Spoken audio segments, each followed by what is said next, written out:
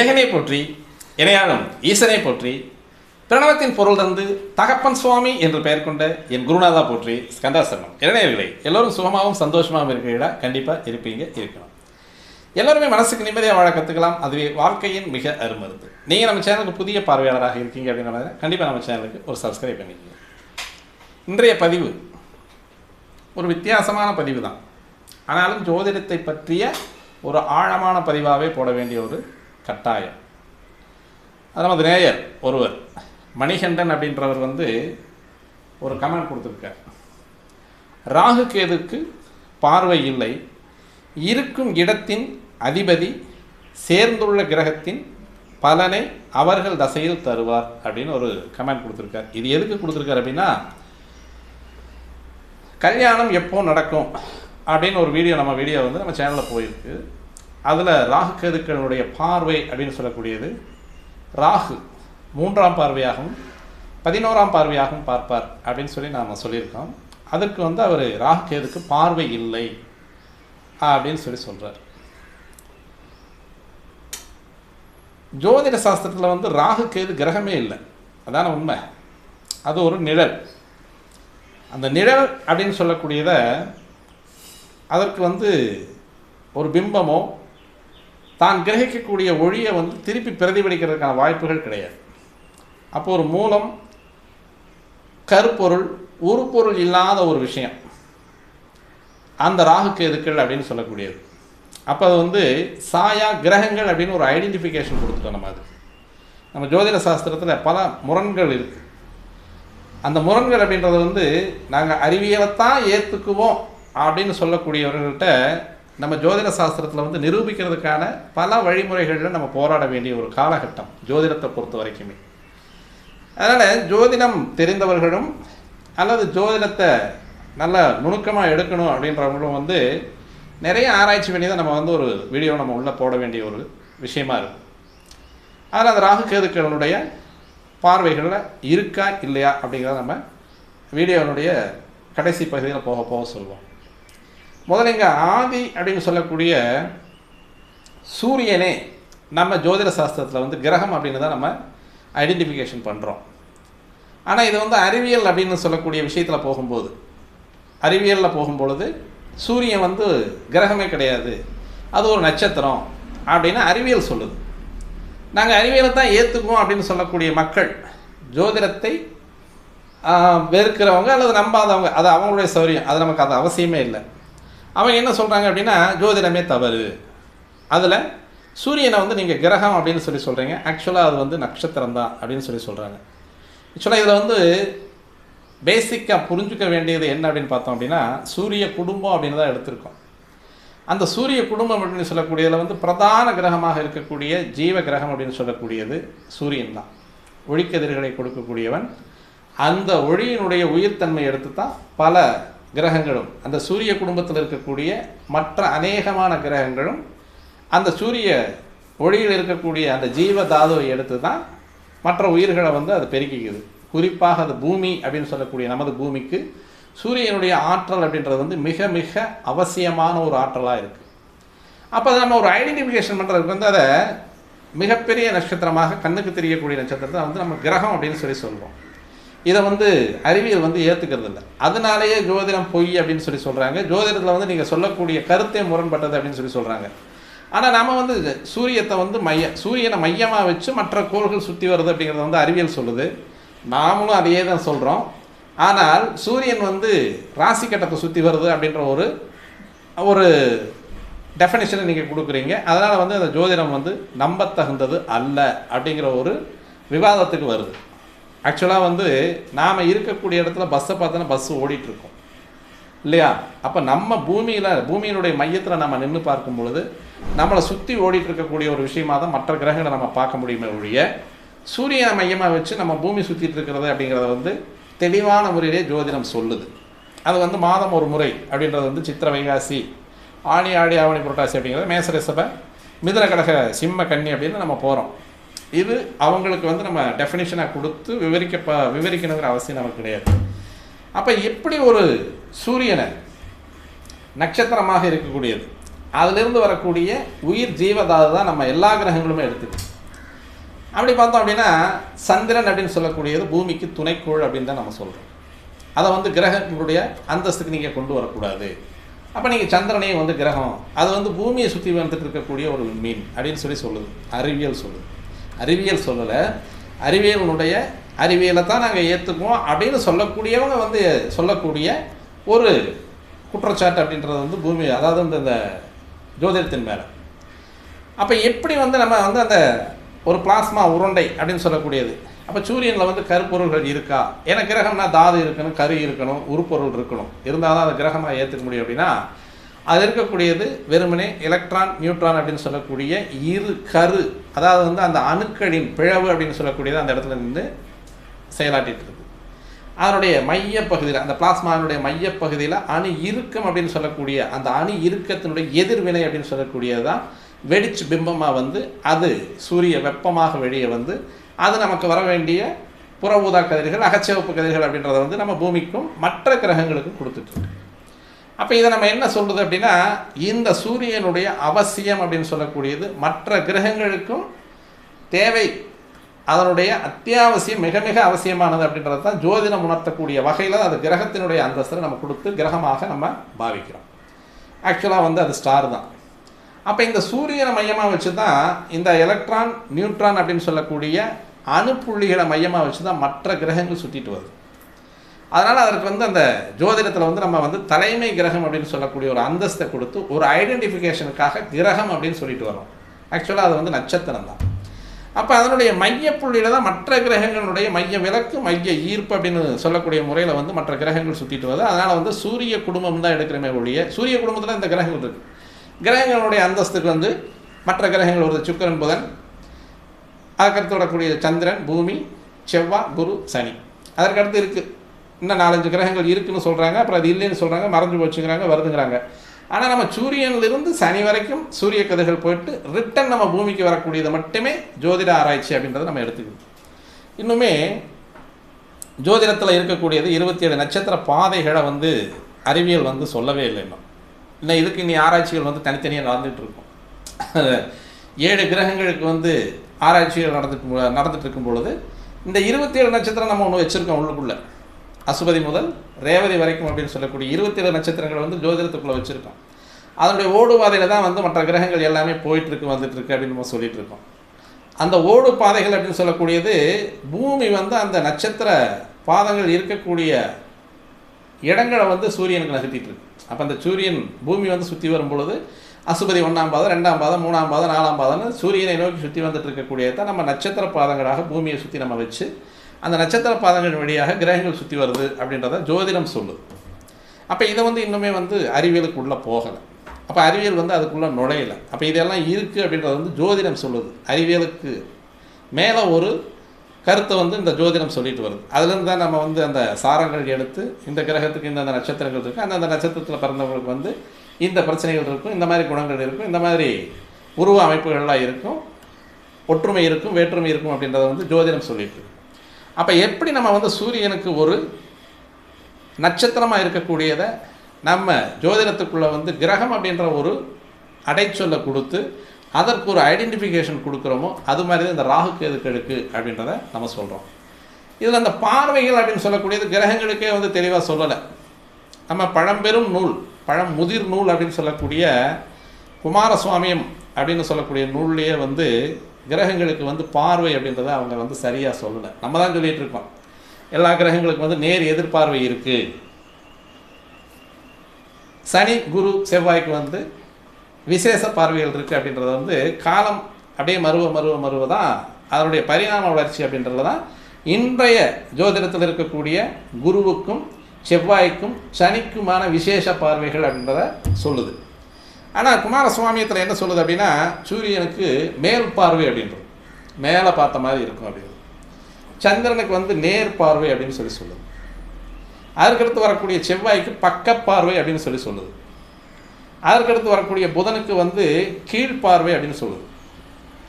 அதற்கடுத்து வரக்கூடிய குருவுக்கு மீண்டும் நேர்பார்வை அப்படின்னு சொல்லுது.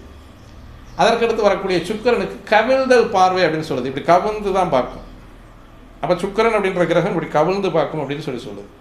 சனிக்கு வந்து குறுக்கு பார்வை அப்படின்னு சொல்லுது. இந்த பார்வையை நம்ம எங்கே எடுத்துக்கிறது, எப்படி எடுத்துக்கிறது?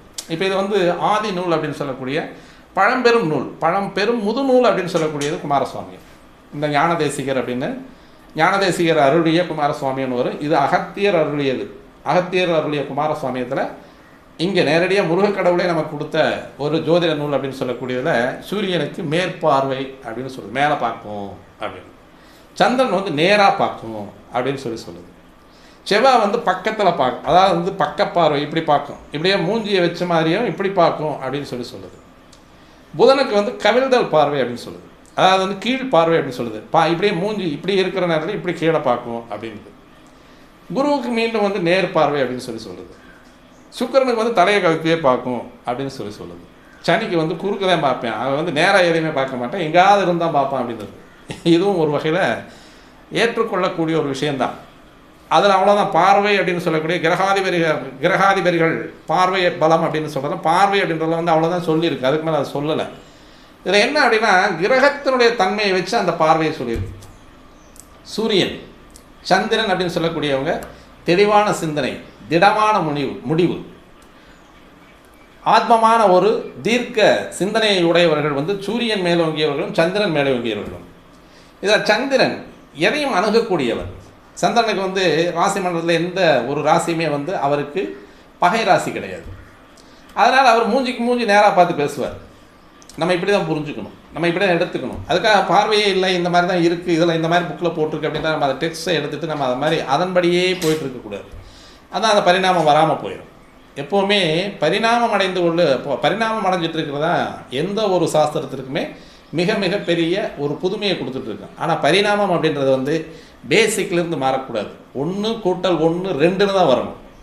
அதில் வந்து 1 + 1 3ன்னு போகக்கூடாது. அது பரிணாம வளர்ச்சி அல்ல.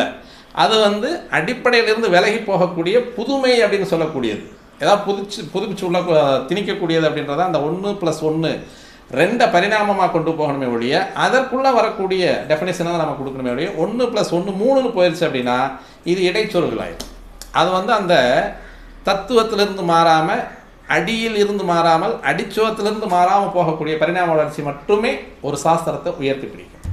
அப்போ சூரியன் ஏன் மேற்பார்வையாக இருக்குது அப்படின்னா அதில் அந்த கர்வம் கொஞ்சம் இருக்கும். சந்திரன் வந்து கர்வம் இல்லாத ஒரு அமைப்பில் இருக்கக்கூடியது. அந்த சந்திரனுடைய குணம் மேலோங்கிய ஜாதகர் வந்து கர்வம் இல்லாமல் இருப்பார். அதே மாதிரி வந்து தெளிவான பார்வையில் எதையுமே நேர் நின்று சந்திக்கக்கூடிய ஒரு நபராக இருப்பார். அதனால் வந்து நேர்பார்வை அப்படின்றத வந்து குமாரசுவாமின்னு சொல்லுது. சூரியனுக்கு வந்து அது கொஞ்சம் கர்வம் அதிகமாக இருக்குது, அதனால் கொஞ்சம் செருக்கு, அதனால் கொஞ்சம் மேலே பார்க்கும், கொஞ்சம் மேலே வரத்தாப்பா பேசுவான் அப்படின்னு சொல்லக்கூடிய ஒரு அமைப்பில் சூரியனுடைய ஆதிபத்தியம் அதிகமாக இருக்கிறவங்களுக்கான பார்வை அப்படின்றத அது எடுத்து. செவ்வாய் ஏன் பக்கப்பார்வை அப்படின்னு சொன்னாங்க அப்படின்னா இது கொஞ்சம் அது செருக்கு இருக்கக்கூடியது சூரியனாக இருக்கும், ஆணவம் இருக்கக்கூடியது செவ்வாயாக இருக்கும். இவன் கிடைக்கிறான் போ அப்படின்னு படாடே அப்படின்ற மாதிரி சைடில் பார்க்கும். அதற்கடுத்து வந்து புதனுக்கு வந்து கீழ்ப்பார்வை அப்படின்றது எப்போவுமே படிப்பு அதிகமாக இருக்கிறவன் வந்து யாரையும் பார்த்து பேசணுங்கிற அவசியம் இல்லைன்னு நினைக்கக்கூடியவன். இது ஒரு தனிப்பட்ட செருக்கு. அப்போ அறிவுள்ளது எதுவுமே வந்து தலை தூக்கி தலைகணமாக ஆடாது அப்படின்றதுக்காக வேண்டி புதனுக்கு கீழ்ப்பார்வை அப்படின்னு சொன்னாங்க. குருவுக்கு எதையுமே அலசி ஆராய்ந்து பார்க்கக்கூடியவனாக இருக்கக்கூடிய ஒரு நிலைப்பாட்டில் இருக்கிறனால குருவுக்கு வந்து நேர்பார்வை அப்படின்னு சொல்லுவோம். அதுக்கடுத்து சுக்கிரன் எப்பவுமே வந்து அவர் வந்து கொஞ்சம் ஒரு வித்தியாசமான ஆள். எதையுமே வந்து நேர்மறையாக அணுகக்கூடியவங்கள யாரையோ ஒருத்தர் கவுக்கணும் அப்படின்னு நினைக்கக்கூடிய ஒரு புத்தி இருக்கக்கூடியது சுக்கிரன். அது எப்போவுமே வந்து அது குறுக்கு விஷயமாகவே போகக்கூடியது. அதனால் கவிழ்தல் பார்வை அப்படின்னு சொல்லியிருக்காங்க. கீழ்ப்பார்வை வேறு, கவிழ்தல் பார்வை அப்படின்னு எப்பவுமே இங்கே தான். எப்போவுமே நேருக்கு நேர் நின்று பார்த்து பேசுகிறவன் வந்து நம்பிடலாம், தலையை கீழே போட்டு பேசுகிறவன் எப்போவுமே நம்ப முடியாது. இதுதான் சுக்கிரனுடைய ஆதிபத்தியம்.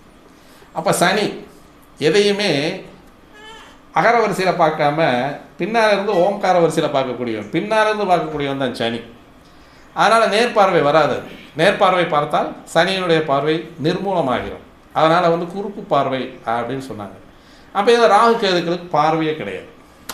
ஈவன் இன்னொன்று சொல்லப்போனால் ராகு கேதுக்களை வந்து நம்ம இந்தியாவில் தான் வந்து நமது சித்தர்கள், நம்ம சித்த முனிகள் வந்து என்ன சொல்லியிருக்காங்கன்னா ராகு கேது அப்படின்னு சொல்லக்கூடிய கிரகங்கள் அல்ல, சூரியன் சந்திரனுடைய வெட்டுப்புள்ளியில் வரக்கூடிய பூமி மேலே விழுகக்கூடிய நிழல்கள் அப்படின்னு தான் சொல்லியிருக்காங்க. இதற்கும் நம்ம நாட்டில் தான் வந்து அதற்கு ஒரு பலம் இருக்குது, அதுவும் ஏதோ ஒரு விஷயத்தை செய்யுது, பூமி மேலே அதனுடைய தாக்கம் இருக்குது அப்படின்னு சொல்லக்கூடியது நமது இந்திய ஜோதிடம் மட்டுமே. நீங்கள் வந்து வெளிநாட்டிலலாம் அது வந்து ராகு கேதுக்களுக்கு ராகு கேதுவே கிடையாது. நீங்கள் அதுக்கடுத்து வந்து சனிக்கு பின்னால் இருக்கக்கூடிய யுரேனஸ் ப்ளூட்டோக்கெல்லாம் போகணுங்கிற அவசியம் இல்லை. இங்கே ராகு கேதுவே கிடையாது. இது நமது இந்திய வேத ஜோதிடத்தில் மட்டுமே இருக்கக்கூடியது ராகு கேது. அப்போ அது வெட்டுப்புள்ளிகளில் வரக்கூடிய நிழல் சச்சன் லிமிட்டுக்கு மேலே உள்ளே போனோன்னு வச்சுக்கோங்களேன், ஒரு கருமையான இருட்டுக்குள்ளே நீங்கள் உள்ளே போயிட்டீங்க அப்படின்னா போகக்கூடிய எந்த பொருளுமே தெரியாது. ஏன், இருட்டுக்குள்ளே நாமளே நின்றிருந்தாலும் ஒருத்தருக்கு ஒருத்தர் வந்து ஒரு வெளிச்சமோ ஒரு மிளிரலோ, அதாவது வந்து அந்த ஒளிறுதல் அல்லது மிளிறுதல் அப்படின்னு சொல்கிறோம் இல்லையா, அந்த மிளிறுதல் இல்லை அப்படின்னா கண்டிப்பாக வந்து நம்மளுடைய ஐசைட் வந்து அதை அந்த இருட்டு பழக வரைக்கும் நமக்கு எதுவுமே தெரியாது. அந்த இருட்டை பழகி கொள்ளக்கூடிய ஐசைட் அப்படின்னு சொல்லக்கூடியதை ராகுவோடு சேரக்கூடிய கிரகம். அதில் இவர் சொல்லக்கூடிய வார்த்தைக்கு வந்து இங்கே தான் ஒரு கிரகத்தின் பலனை அவர்கள் ரசையில் செய்வார்கள் அப்படின்றது. அந்த அந்த ஐசைட் வந்து அந்த இருளை பழகிக்கக்கூடிய இடத்துல இந்த ராகுவோடு ஒரு கிரகம் சேருது அப்படின்னா அந்த பலனை சேர்த்து எடுத்துக்கொள்ளக்கூடிய பலனை அவங்களுடைய தசையில் கொடுப்பார் அப்படின்னு சொல்லியிருக்கார். அது சரியானதான். இந்த கருத்தை வந்து நான் எப்போவுமே மறுக்கலை. பார்வை இருக்குன்னு வாதாடவும் வரல. இங்கே வந்து நான் டிஸ்கஸ் பண்ண தான் வந்திருக்கேன். No argument. இது வந்து டிஸ்கஸ் மட்டும்தான். இதை வந்து அவர் சரியாகவும் புரிஞ்சுக்கணும், எல்லாத்துக்குமே தெரியணும் அப்படிங்கிறதுக்காக தான் இந்த வீடியோவே நான் போடுறேன். அப்போ வந்து அந்த லிமிட்டுக்கு மேலே உள்ளே போகக்கூடிய பொருளை நம்ம எதுவுமே பார்க்க முடியாது. இதுதான் ராகுவும் கேதுவனுடைய மிகப்பெரிய மகத்துவங்கள். அப்போ தான் நின்ற இடம் ஏதோ ஒரு ராசியில் அவங்க நிற்கிறாங்க, அதன் பலனை எடுத்துக்கொள்வது. இருட்டுக்குள்ளே எது போனாலும் தெரியாது, உள்ளே போகிறது பூராமே என்ன ஆகும், ஐக்கியமாயிடும். அப்போ இருட்டுக்குள்ளே நுழையக்கூடிய எந்த ஒரு பொருளுமே தெரியாது அப்படின்ற ஒரு தத்துவத்தை சொல்லக்கூடியது தான் இந்த ராகு கேதுக்கள். அப்போது நம்ம ஒரு இருட்டில் நம்ம இங்கேருந்து நடந்து போயிட்டுருக்காரு, லைட்டில் நடந்து போயிட்டுருக்காரு, இருட்டுக்குள்ளே மறைஞ்சிடறாரு. அப்போ அது என்ன ஆகும், இருள் வந்து அவரை ஆகர்ஷணம் பண்ணிக்குது. வேற ஒரு பொருள் போகுது, ஒரு வண்டி போகுது, அதுக்குள்ளே ஒரு அந்த ஏதோ ஒரு உள்ள இருட்டுக்குள்ளே போகக்கூடிய பொருளுக்கு வந்து ஏதோ ஒரு வெளிச்சம் இல்லைன்னா கண்டிப்பாக தெரிய போகிறதில்ல. அதுதான் இந்த சூத்திரமே. ராகு கேதுக்கள் தான் நின்ற பாவம், தான் பார்த்த கிரகங்கள், தன்னை பார்த்த கிரகங்கள், தன்னோடு சேர்ந்த கிரகங்கள், இத்தனை பலத்தையும் எடுத்து செய்யக்கூடியவர்கள் அப்படின்ற ஒரு மிகப்பெரிய தத்துவத்திற்கு வந்த ஒரு வினைப்பாடு அப்படிங்கிறதா இந்த ராகு கேதுக்களுடைய நிலை. அதைத்தான் சொல்லியிருக்கார். ராகு கேதுவிற்கு பார்வை இல்லை, இருக்கும் இடத்தின் அதிபதி அவரை போலவே செயல்படுவார், சேர்ந்த கிரகத்தின் பலனை எடுத்து அவர் திசையில் செய்வார் அப்படின்னு சொல்லியிருக்கார். இது 100% உண்மைதான். அப்போ இந்த இருட்டு அப்படின்னு சொல்லக்கூடியதில் எந்த கிரகம் உள்ளே போனாலும் அது வந்து மெர்ஜாயிரும். இது இன்னொரு உதாரணம் தெளிவாக சொல்லலாம். ஒரு சேர் இருக்கக்கூடிய நிறைஞ்ச, அதாவது வந்து புதைகுழி அப்படின்னு சொல்லுவோம் இல்லையா, அந்த புதைகுழிக்குள்ளே எது விழுந்தாலும் புதைகுழி தான் வந்து தெரியுமே ஒழிய விழுந்த பொருள் என்னங்கிறது தெரியாது. அதை உள்ளே தோண்டி எடுத்து பார்த்தா தான் தெரியும். அதுதான் ராகு கேதுக்களுடைய மகிமை. அதை தான் ராகு கேதுக்கள் செய்யுது. சரி, அப்போ இது இந்த நிலைமையில் இருக்கும் பொழுது இந்த ராகு கேதுக்களுடைய நிலைமை இன்னுமே வந்து நம்ம உள்ளுக்குள்ளே வந்து பார்த்தோம் அப்படின்னா இந்த பார்வைகள் எப்படி வந்து கிரகத்துக்கே பார்வைகள் எப்படி வந்தது அப்படின்னு பார்த்தோம் அப்படின்னா, இப்போ குமாரசுவாமியத்தில் கிரகாதிபதிகள் பார்வைகள் அப்படின்றத வந்து அவ்வளோதான் கொடுத்துட்டு, அதற்கப்புறமா வரும்போது பிருகத் அவர் தான் பார்வைகளை வந்து கொடுக்குறார்.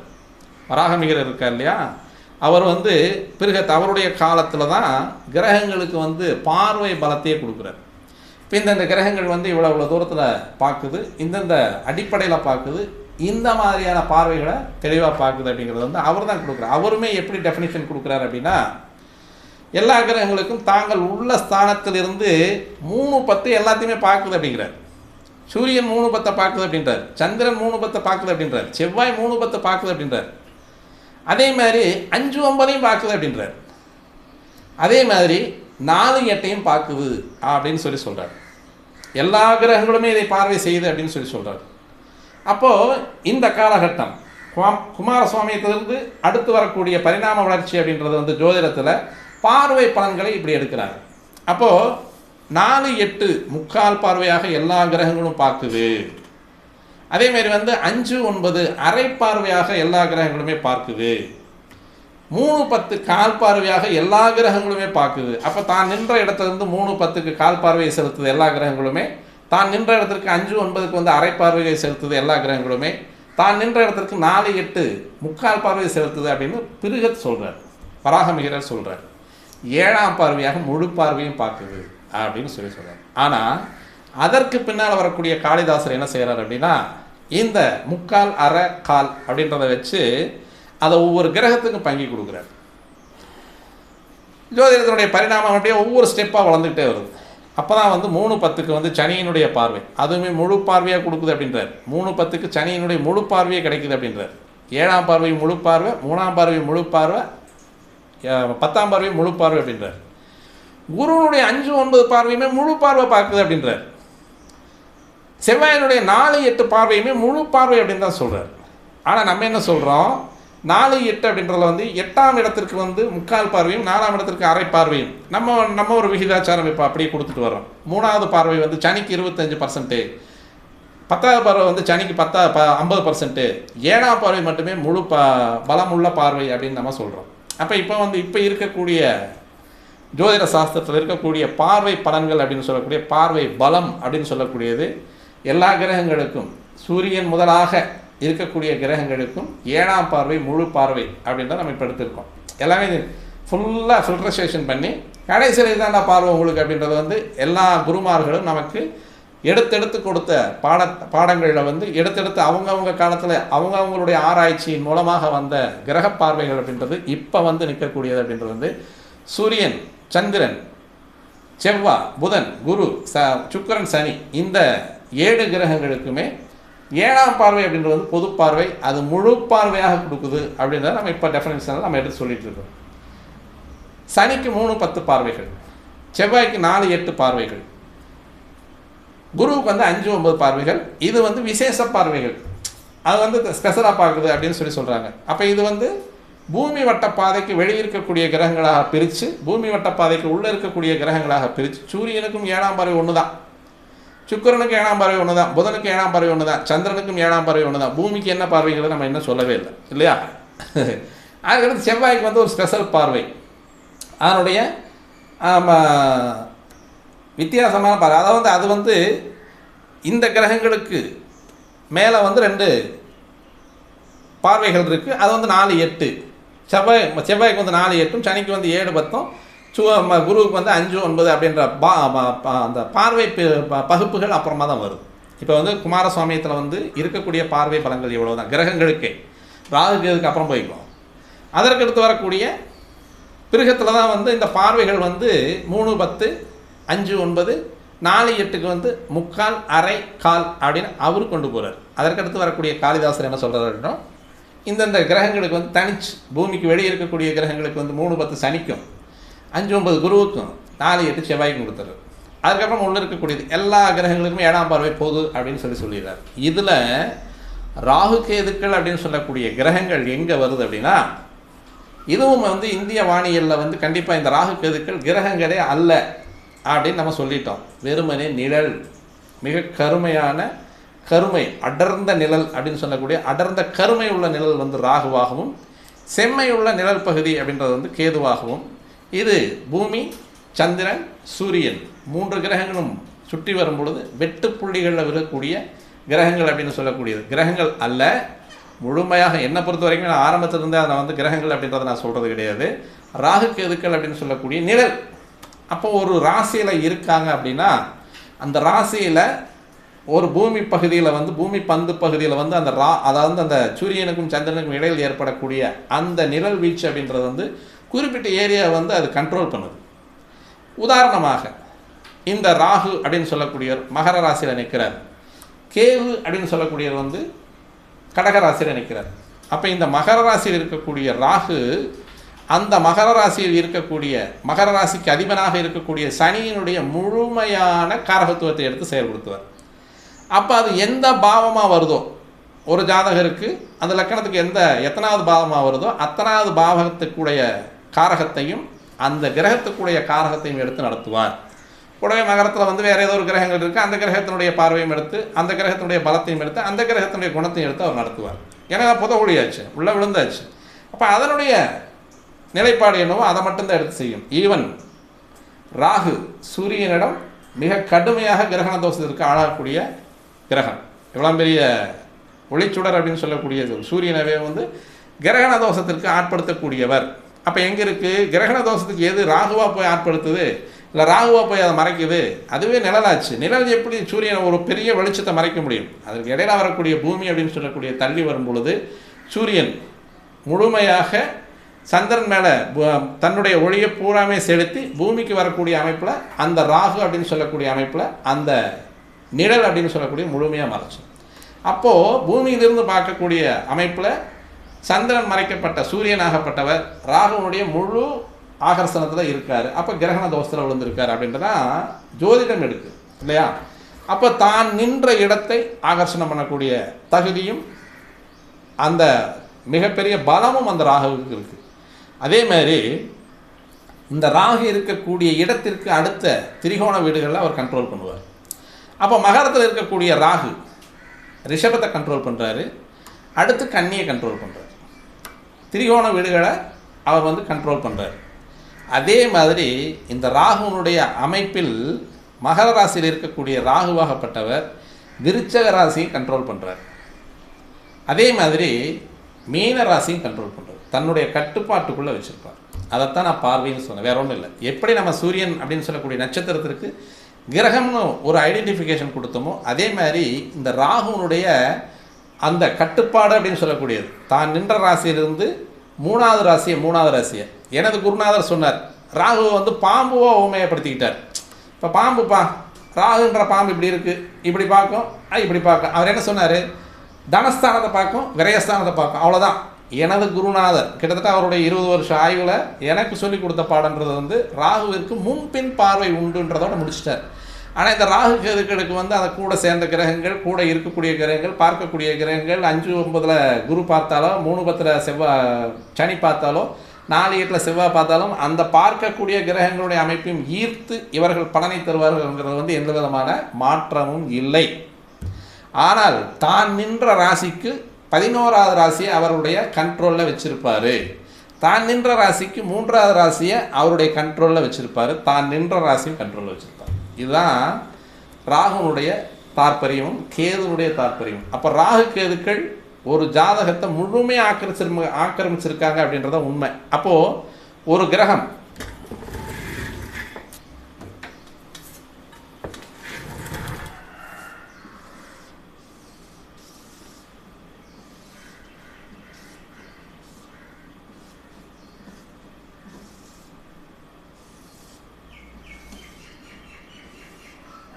ராகு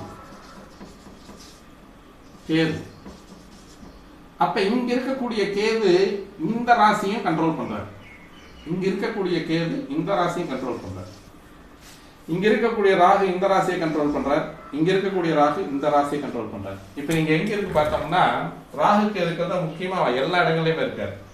இப்ப இந்த திரிகோண வீடுகள் அப்படின்னு சொல்லக்கூடியது இந்த மகரத்தில் இருக்கக்கூடிய ராகு கண்ட்ரோல் பண்ணக்கூடிய திரிகோணம் இங்க, கடகத்தில் இருக்கக்கூடிய கேது கண்ட்ரோல் பண்ணக்கூடிய திரிகோணம் இங்கே. சரியா பச்சா? இதை தான் நான் சொல்ல, வேற எதையும் சொல்லலை. அப்போ இந்த கிரகங்களுடைய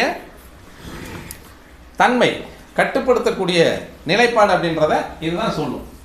இப்போ இந்த ஸ்டார்ல தான் நிற்கும் இந்த மூல திரிகோணம், அதாவது இந்த திரிகோணங்கள் வந்து ராகு தன்னுடைய கண்ட்ரோலில் வச்சிருக்கார். இப்போ வந்து இவருக்கு விளங்கும்னு நினைக்கிறேன். ராகு கண்ட்ரோலில் வச்சிருக்காரா கேது கண்ட்ரோலில் வச்சிருக்காரா அப்படின்னு தெரியும். எப்பவுமே வந்து தான் நின்ற ராசிகளின் திரிகோண ராசிகளை இயக்குபவர்கள் ராகு கேதுக்கள். நான் இதில் வந்து சனியும் சேர்த்திருக்கேன். நான் எல்லா வீடியோக்குள்ளையுமே வந்து சனி எந்த இடத்துல இருக்காரோ அதுலேருந்து 1வது இடத்துல, அதாவது வந்து ஜென்மத்தில் இருக்காருன்னா ஜென்மம் 5, 9 வந்து அவர் கண்ட்ரோல் பண்ணுவார் அப்படின்னு சொல்லியிருக்கேன். அதே மாதிரி அவருடைய பார்வைகள் 3, 10 அப்படின்றத வந்து சொல்லுது.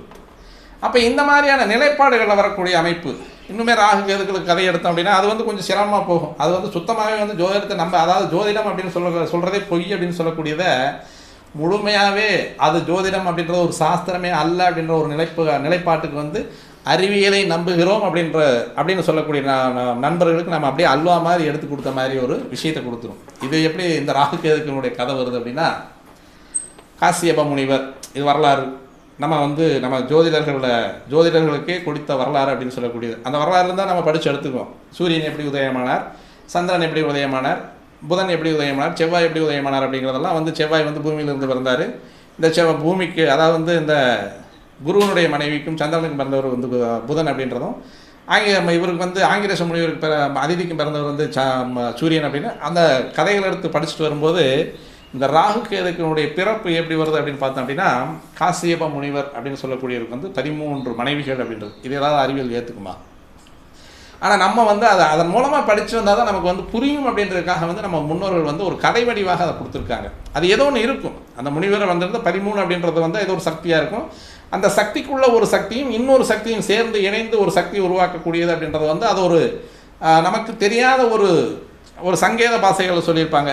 புரியணும் அப்படின்றதுக்காக ஒரு கதையாக சொல்லியிருப்பாங்க. இதை நம்ம வந்து வெளியே எப்படி சொல்லியிருக்காங்க அப்படின்னா காசியப முனிவர் அப்படின்றவருக்கு 13 மனைவிகள். அதில் 5வது மனைவி பேர் அப்படின்றது வந்து தனு அப்படின்னு சொல்லக்கூடியவங்க. இந்த தனுவுக்கும் காசியபருக்கும் பிறக்கக்கூடிய 100 குழந்தைகள், அசுர குழந்தைகள் அப்படின்னு சொல்லக்கூடிய 100 பேர் பிறக்கிறாங்க. அந்த 100 பேரில் ரெட்டத்தலையோடு ஒருத்தர் பிறக்கிறார். அவர் பேர் வந்து விப்ரசித்து அப்படின்னு சொல்லி பேர். அப்போ ஒரு முனிவருக்கு 13 மனைவிகள் இருக்கிறது அப்படிங்கிறது வந்து ஏற்றுக்கொள்ளக்கூடிய கதை அல்ல. அதை ஏற்றுக்க மாட்டாங்க, யாருமே ஏற்றுக்க மாட்டாங்க.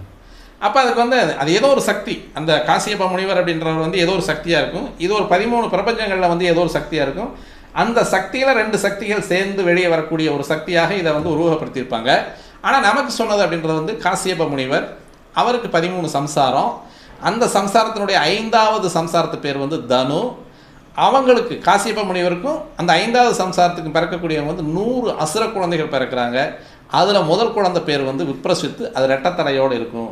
இதுக்கு ஏதோ ஒரு காரணம் இருக்கும், ஏதோ ஒரு நமக்கு தெரியாத ஒரு விஷயம் ஒன்று இருக்கும் உள்ளுக்குள்ளே. அதை நம்ம உள்ளுக்குள்ளே இன்டெப்த்தாக உள்ளே போயிட்டு அந்த பழைய புராணங்களையெல்லாம் பெரட்டி எடுத்து பார்த்தோம்னா தான் அந்த சக்திகளாக இருக்குமே, வலிமை மிகு ஏதோ ஒரு சக்தியாக இருக்குமே, இந்த மாதிரி கதையாக இருக்காது. அது நமக்கு புரியணுங்கிறதுக்காக அப்படி சொல்லியிருக்காங்க. அதற்கடுத்தது அதே காசியப முனிவருக்கு 2வது மனைவியாக இருக்கக்கூடிய மனைவி அப்படின்னு சொல்லக்கூடிய திதிக்கு, திதி அப்படின்னு சொல்லக்கூடிய, திதினா தேதி. அப்போ எங்கே ஒன்று வருது, ஏதோ ஒன்று இடிக்குது. அப்போ அதை நம்ம வந்து இன்னும் உள்ளே போய் படிக்கும் பொழுது அது என்னங்கிறது நமக்கு வழங்கும். அப்போ இந்த ராகு கேதுக்கள் யார் அப்படிங்கிற டெஃபினேஷனை கொடுத்தோம்னா எல்லாருமே ஏற்றுக்கக்கூடிய ஒரு விஷயமா இருக்கும். அப்போ இந்த 2வது மனைவி பேர் திதி, அவங்களுக்கு பிறக்கக்கூடிய குழந்தை அப்படின்றது சிம்ஹிகை அப்படின்னு சொல்லக்கூடிய ஒரு பொண்ணு. அப்போ ஒரே அப்பனுக்கு 5வது மனைவியாக இருக்கக்கூடிய தனுவுக்கு பிறக்கக்கூடிய 100 குழந்தைகளில் முதல் குழந்தை அப்படின்னு சொல்லக்கூடிய விப்ரசித்து அப்படின்னு சொல்லக்கூடியவருக்கும், அதே மாதிரி அதே முனிவருக்கு 2வது மனைவி அப்படின்னு சொல்லக்கூடிய திதிக்கு பிறக்கக்கூடிய விம்சிகை, அதாவது சிம்சிகை அப்படின்னு சொல்லக்கூடிய பெண்ணுக்கும் பிறக்கக்கூடியது தான் ஸ்வர்பானு அப்படின்னு சொல்லக்கூடிய அரக்கர் அப்படின்னு சொல்லுது. அதற்கு பின்னால் ஸ்வர்பானு என்ன செஞ்சார், பார்க்கடலை கடையும் போது எந்தெந்த மாதிரி நடந்தது, இந்த ஸ்வர்பானு வெட்டப்பட்ட கதை. அதுக்கு பின்னால் அமிர்தம் தின்னதுக்கு பின்னால் அவர் சாகாமல் இருக்கிறது, பாம்பினுடைய தலை, பாம்பினுடைய கழுத்து, அதாவது பாம்பினுடைய உடல், பாம்பினுடைய தலை அப்படின்னு சொல்லக்கூடிய பொருத்தி வந்ததாக ராகு கேது அப்படின்னு ஒரு கதை வரும். இதை சொன்னால் இன்னும் இந்த அறிவியலை மட்டுமே ஏற்றுக்குவோம், ஜோதிடத்தை ஏற்றுக்க மாட்டோம் அப்படின்னு சொல்கிறவங்களுக்கு வந்து அப்படியே அல்வா சாப்பிட்ட மாதிரி இருக்காது. அப்போ இதையெல்லாம் வந்து நம்ம எடுத்துடணும், நம்ம தான் புரிஞ்சுக்கணும், நாம் தான் எடுத்துக்கணும், நம்ம தான் தெரிஞ்சுக்கணும். நம்ம கொடுக்கக்கூடிய டெஃபினிஷன் மட்டுமே ஈக்குவலாக இருக்கணும். எதுக்கு? அவங்க வந்து பகுத்து பார்க்கக்கூடிய அளவுக்கு நம்மளுடைய டெஃபினேஷன் வந்து கன்ஃபர்மேஷனாக இருக்கும். அப்போ அந்த ராகு கேதுக்கள் அப்படின்னு சொல்லக்கூடிய கிரகங்கள் தான் இருக்கும் இடத்தையும் அந்த இருக்கக்கூடிய இடத்துக்கு 3வது பார்வை 11வது பார்வை செய்யுது அப்படின்னு சொல்கிறேன். கேதுனுடைய கண்ட்ரோலுக்கு அது வந்துடும். எப்பவுமே இதை கரெக்டாக வந்து நம்ம ஏற்றுக்கொண்டு நினைக்கிறேன். ராகு கேதுக்கள் இருக்கக்கூடிய இடத்துலேருந்து திரிகோண வீடுகளை தன்வசம் வைத்திருப்பார் அப்படின்றதா உண்மை. அப்போ வந்து இவர் வந்து அந்த திரிகோண வீடுகளை அவர் வச்சிருக்காரு, இவர் வந்து இந்த திரிகோண வீடுகளை வச்சிருக்காரு. அப்போ இந்த ராகுனுடைய ஆகர்ஷணம், ஆக்கிரமிப்பு அப்படின்னு சொல்லக்கூடியது, இதை கண்ட்ரோலில் வச்சிருக்கக்கூடியவர் கேது. இதை கண்ட்ரோலில் வச்சிருக்கக்கூடியவர் கேது. ராகுனுடைய 5ஆம் இடம் அப்படின்னு சொல்லக்கூடிய கேதுனுடைய 11ஆம் இடத்தை கண்ட்ரோலில் வச்சிருக்கவர் ராகு. கேதுனுடைய கண்ட்ரோலில் 3வது இடத்தை வச்சிருக்கக்கூடியவர் ராகு. இதாங்க டெஃபினிஷன், வேறு எதுவுமே கிடையாது. இதை பார்வைகளும் நீங்கள் எடுத்துக்கலாம், கண்ட்ரோல் பவர் அப்படின்னு நீங்கள் எடுத்துக்கலாம். அதை வந்து அவங்களுடைய ஆகர்ஷணை வச்சுருக்காங்கிறத எடுத்துக்கலாம். ஆக மொத்தத்தில் ராகுவுக்கு 3ஆம் இடத்திலையும், ராகுவுக்கு 11ஆம் இடத்திலையும், கேதுவுக்கு 3ஆம் இடத்திலையும், கேதுவுக்கு 11ஆம் இடத்துல இருக்கக்கூடிய கிரகங்களை ராகு கேதுக்கள் அப்படின்னு சொல்லக்கூடிய கிரகங்கள் தனது முழு கட்டுப்பாட்டிலும் முழு அதிகாரத்திலும் வச்சுருப்பாங்க அப்படிங்கிறத உண்மை. இதுதான் இந்த ராகு கேதுக்களுடைய டெஃபினிஷன். இதை மட்டுமே நம்ம எடுத்துக்கிட்டோம்னா போதுமானது. அப்போ இந்த அறிவியல் ஆதாரங்களுக்கு நம்ம ஜோதிடத்துறையில் எந்த அளவுக்கு நம்ம வந்து முழுமையான டெஃபினேஷனை கொடுக்க முடியுமோ அதை மட்டுமே தெளிவாக கொடுக்கலாம். இன்னுமே இந்த ராகு கேதுக்களுடைய கதையில் வரக்கூடியது, ராகு அப்படின்னு சொல்லக்கூடிய அதர்வன வேதத்திற்கு சொந்தக்காரர், கேது அப்படின்னு சொல்லக்கூடியவர் வந்து அதர்வனம் போக ரிக் யசுர் சாம 3 வேதங்களுக்கு சொந்தக்காரர். அவர் 3 வேதங்களையும் கடக ஆழியில் இருந்து கற்றவர் கேது. ஒரே ஒரு வேதத்தை மட்டும் கற்றவர் ராகு. அதர்வன வேதத்தை கற்றவர், மகர ஆழியிலிருந்து அதர்வன வேதத்தை கற்றவர் வந்து ராகு. கடக ஆழியில் இருந்து கடல் அப்படின்னு சொல்லுவாங்க. இதையும் அதையும் மகர ஆழி கடக ஆழின்னு சொல்லுவாங்க. இங்கே வந்து இவர் வந்து சாம ரிக் யசுர் சாம 3 வேதங்களை கற்றவர் அவர். அதனால தான் அவர் வந்து மோட்சக்காரகன் அப்படின்னு சொல்லக்கூடிய அந்தஸ்தை பிரம்மாவால் ஏற்படுத்தக்கூடிய ஒரு நிலைமைக்கு வந்தார். நல்ல கல்விமான், யோகமான். அதே மாதிரி வந்து மிகப்பெரிய யோகத்தை அடையக்கூடிய அம்சங்களை கொடுப்பவன் கேது, போகத்தை கொடுப்பவன் ராகு. இவர் வந்து ஒரு வேதத்திற்கு மட்டுமே அதிபதியாக வரக்கூடியவர். இந்த ஒரு வேதத்தை மட்டும்தான் அவர் தெரிஞ்சிருக்கார். உடல் இல்லாத கிரகம். உடல் இல்லாத கிரகம் அப்படின்றதுனால உடல் இச்சையை நாடுபவன் ராகு. தலையில்லாதவன் அப்படின்றதுனால 3 வேதங்களை கற்றவர் அப்படின்றதுனால அறிவை மட்டுமே நாடுபவன் கேது. அப்போ இந்த ராகு கேதுக்களுக்கான மிகப்பெரிய ஒரு உண்மையை வந்து ராகுவுக்கு 11ஆம் இடத்துலையும் 3ஆம் இடத்துலையும் கிரகங்கள் இருந்தால் கேது கண்ட்ரோலில் வச்சிருப்பார். கேதுவுக்கு 3ஆம் இடத்துலையும் 11ஆம் இடத்துலையும் கிரகங்கள் இருந்தால் ராகு தன்னுடைய கண்ட்ரோலில் வச்சுருப்பார். இதுக்கெல்லாமே முத்தாய்ப்பான ஒரு மிகப்பெரிய ஒரு உதாரணத்தை நம்ம சொல்லணும் அப்படின்னா 2019 வந்த கொரோனா தான். அந்த கிரகங்கள் எல்லாமே இங்கே தான் இருந்தது. இது மிகப்பெரிய வலிமையான ஒரு விஷயம். மிதுனராசியில் ராகு, செவ்வாய் தன்னுடைய வீட்டில், மீதி சனி, குரு, புதன், சூரியன், சந்திரன் மட்டுமே இங்கே இருந்தார். அந்த நாளில் கிட்டத்தட்ட 6 கிரகங்கள் இந்த இடத்துல வந்து சேர்ந்தது. 1 2 3 4 ராகு கேதுக்களோட சேர்ந்த 6, செவ்வாய் சுக்கிரன் இந்த இடத்துல. மிகப்பெரிய அந்த மீடியாவில் வந்து 6 கிரகங்கள் இணைவு தனுசு மண்டலத்தில், 6 கிரகங்கள் இணைவு தனுசு மண்டலத்தில் எல்லாமே போட்டோம். குரு தன்னுடைய வீட்டில் மூலத்திரிகோண வீட்டில் இருக்காரு. அதனால் எந்த விதமான ஆபத்தும் வராது. 6 கிரகங்கள் இருக்கக்கூடிய அமைப்பில் ஆபத்து வராது அப்படின்றது போட்டோம். ஆனால் உலகையே மிகப்பெரிய ஒரு கலக்கத்துக்கு உருவாக்கிய நோய் அப்படின்னு சொல்லக்கூடியது கோவிட்-19 வந்தது. அந்த காலகட்டத்தில் தான் தனித்த ராகு எங்கேயும் வச்சடிப்பான். அவனுக்கு இணை எவனுமே கிடையாது. ஏன்னா கடைசியாக வந்து ராகுக்கு மேலே பலம் மிகுந்தவன் அப்படின்னு சொல்லக்கூடியவர் கேது. கேது இங்கே தான் உட்காந்துருந்தாரு. கேது தன்னுடைய சுயசாரத்திலையும் ராகு தனது சுயசாரத்திலையும். திருவாதிரையில் ராகு உட்காந்துருந்தார். கேது மூலத்தில் உள்ள நுழையும் போதே வச்சு அடித்தாங்க.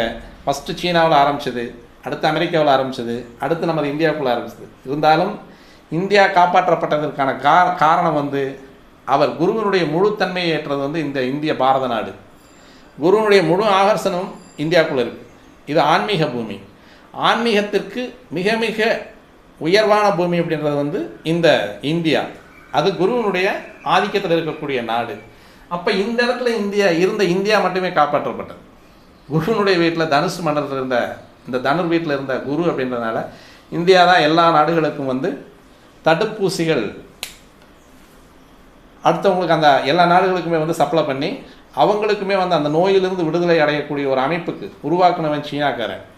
ஆனால் தடுப்பூசிகள் கொடுத்தது புறமே நம்ம இந்தியா. மிகப்பெரிய ஒரு பெருமை அடையக்கூடிய ஒரு விஷயத்தை வந்து ஜோதிடமும் சொல்லுது, அறிவியலும் சொல்லுது, நம்ம நாடும் சொல்லுது. அதனால் நம்மளுடைய நாட்டில் தாங்க இந்த ராகு கேதுக்கு வந்து மிகப்பெரிய ஒரு சக்தியை கொடுத்துருக்கோம். கண்டுபிடிச்சிருக்காங்க சித்தர்கள். ஏதோ ஒரு விஷயத்தை பண்ணுது. இந்த சூரியனும் சந்திரனும் வெட்டக்கூடிய இந்த நிழல் புள்ளிகள் வந்து இந்த பூமிக்குள்ளே ஏதோ ஒரு தாக்குதலை உருவாக்குது அப்படின்னு சொல்லியிருக்கிறாங்க. இன்னுமே ஒன்று, இந்த 18 வருஷம் தான் கரெக்டாக நகர்ந்துட்டே வரும். மற்ற கிரகங்கள் எல்லாம் வந்து முன்னால் போகக்கூடிய அதான் முன்னோட்டம் பின்னோட்டம் அப்படின்னு சொல்லக்கூடியது, வக்ரம் அதிசாரம் அப்படின்னு சொல்லக்கூடியதில் போய் வரக்கூடியதில் வந்து அந்த கால அளவுகள். சனி கூட ஒவ்வொரு ராசியில் வந்து 2.25 வருஷம் 3 வருஷம் கூட கிட்டத்தட்ட இங்கே இருந்தார். இப்போ இந்த கோவிட்டுக்கு பின்னால் வந்து சனி வந்து 2.25 வருஷத்துக்கு மேலே இருந்தார். அதுக்கு வந்து ஒரு கட்டுப்பாடான ஒரு பீரியட் கிடையாது. ஆனால் 18 மாதம் அப்படின்றது வந்து சரியான ஒரு நிலைப்பாட்டில் வந்து ராகு கேதுக்கள் பின்னோக்கி சுற்றக்கூடிய ஒரு அமைப்பில் வந்து இந்த ராகு கேதுக்கள் இருக்குது. இதுக்குமே ஒரு தனியாக ஒரு கணக்கு நான் போட்டுட்ருக்கேன். ஏன் அது வந்து சரியான முறையில் அந்த 18 வருஷங்கள் மட்டுமே, அதாவது அந்த 18 வருஷத்தில் வந்து சரியான முறையில் 18 மாதங்கள் மட்டுமே அந்த கிரகம் வந்து ஒரு ராசியில் இருந்துகிட்டு இருக்கு. ஏன் அது முன்னையும் பின்னையும் வந்து கொஞ்சம் காலங்கள் வந்து முன்பின் வராதா அப்படிங்கிறத வந்து தெளிவான கணக்கு நான் போட்டுட்ருக்கேன். அந்த கணக்கு போட்டு இன்னொரு டெஃபினேஷன் நான் உங்களுக்கு கொடுக்குறேன். அதே மாதிரி ராகு கேதுக்களை வந்து இந்தியா எடுத்துகிட்டு இருக்கு. நம்ம தமிழ்நாட்டில் வந்து மாந்தியை பற்றியே நம்ம பேசுறது கிடையாது. மாந்தியை பற்றி நம்ம பேசுகிறது கிடையாது. ஆனால் மாந்திக்கு தனியான ஒரு பலன் எடுக்கக்கூடிய நாடு அப்படின்றது நம்ம அது அண்டை நாடான கேரளாக்குள்ள. அதுக்கு மாந்திக்கு முக்கியத்துவம் கொடுக்குறாங்க நிறையா. அந்த மாந்திக்கு மிக மிக முக்கியத்துவம் அதிகமாக கொடுக்குறாங்க. அந்த மாந்தியினுடைய பலனும் ஏதோ ஒரு விதத்தில் வேலை செய்யுது. இப்போ அந்த மாந்தி 1வது இடத்துல இருந்தால், 2வது இடத்துல இருந்தால், 3வது இடத்துல இருந்தால், 12 இடங்களில் இருந்தாலும் அந்த மாந்தியினுடைய பலன்கள் என்ன அப்படிங்கிறது வந்து மாந்தியை முதல்ல வச்சு தான் கேரளாக்காரங்களே வந்து மிகப்பெரிய ஒரு பலனை கொடுக்குறாங்க. தமிழ்நாட்டில் அதை நம்ம எடுத்துக்கிறதே கிடையாது. இங்கே தான் இருக்குது திருக்கணிதமா வாக்கியமா ராகுக்கு பார்வை இருக்குது இல்லை. இப்போ தெளிவான புரிதல் இருக்குன்னு நினைக்கிறேன். ராகுவுக்கு இப்போ 3-11 கிரகங்கள் இருந்தால் கேது கண்ட்ரோல் பண்ணிகிட்டு இருப்பார். கேதுக்கு 3-11 கிரகங்கள் இருந்தால் ராகு கண்ட்ரோல் பண்ணிகிட்டு இருப்பார். அதனால தான் அந்த கேதுனுடைய அமைப்பு அப்படின்றத அந்த கண்ட்ரோலில் வச்சுருப்பாங்க. ராகு வந்து 3-11 இருக்கக்கூடிய கிரகங்களை கண்ட்ரோலில் வச்சுருப்பாங்க அப்படின்னு சொல்லக்கூடிய ஒரு மிகப்பெரிய ஒரு டெஃபினேஷன் இதுதான். இதில் வேறு ஒன்றும் அது மாற்றுக்கருத்தாகவோ அல்லது வாதமாகவோ தர்க்கமாகவோ கொண்டு வரல. இது ஒரு நம்ம ஒரு கிளாரிட்டி தான், வேற ஒன்றும் கிடையாது. இது ஒரு டிஸ்கஷன் தான். இந்த டிஸ்கஷனில் வந்து தெளிவான முறையில் எனக்கு தெரிஞ்ச அளவுக்கு நான் இந்த வீடியோவில் வந்து ராகு கேதுக்களுக்கான பார்வை பலத்தையும் அதனுடைய ஆகர்ஷண பலத்தை நான் கொடுத்துருக்கேன். இதில் வேறு ஏதாவது சந்தேகங்கள் இருந்தால் நீங்கள் கண்டிப்பாக கமெண்டில் கேட்கலாம், அல்லது எனக்கு ஃபோன் பண்ணியே கூட கேட்கலாம். எனது அலைபேசி எண் 8667513410. இதுக்கு நீங்கள் வந்து காண்டாக்ட் பண்ணி கண்டிப்பாக தாராளமாக கேட்கலாம். இதில் வேறு ஏதாவது என்னால் உள்ள நுழைஞ்சு எதையும் வேறு ஏதாவது புக்குகளை வந்து ரெஃபர் பண்ணி, இல்லை நான் இன்னும் அதிகமாக ஆழமாக படிக்க வேண்டிய ஒரு காலகட்டங்கள் இருந்தால் கண்டிப்பாக படித்து உங்களுக்கு நல்ல டெஃபினேஷனை கொடுக்குறேன்னு சொல்லி நம்ம மீண்டும் ஒரு நல்லதொரு சந்திப்போடு சந்திக்கலாம் நண்பர்களே. நன்றி, வணக்கம்.